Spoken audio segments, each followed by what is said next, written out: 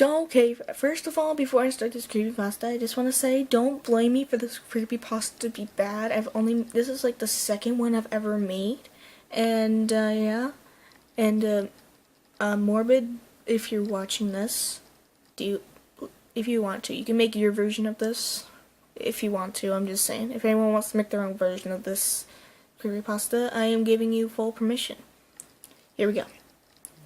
Christmas is the same thing every year.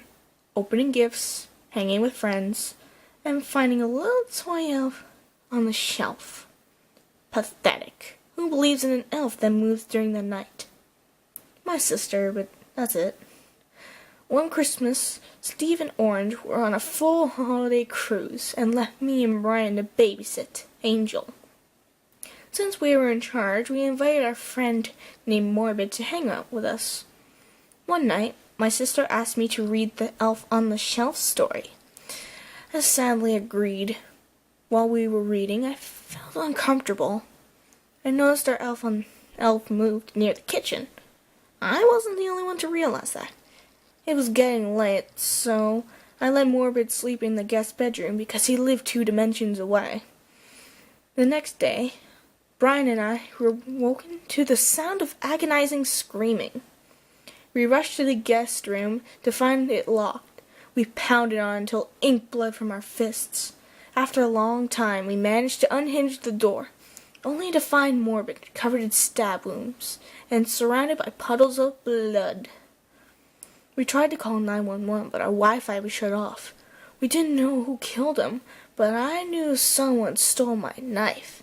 Since I was a somewhat good detective, I investigated the scene to somehow figure out who murdered my brawny friend. After an hour, I made a discovery. The only person who was in the kitchen before Morbid's death was the elf on the shelf. After what felt like hours, Brian got a signal and called an ambulance. After Morbid was taken to the hospital, I couldn't find Brian. A gut feeling told me to look out the window. I saw the elf trying to bury a bloody octoling. I rushed out with my brother's katana to end this genocide elf, only to find that the elf wanted me to go outside so he could kill me too. After fencing with the elf with a katana, I found the bloody octoling wasn't even an octoling at all. It was a huge red toy Yoshi.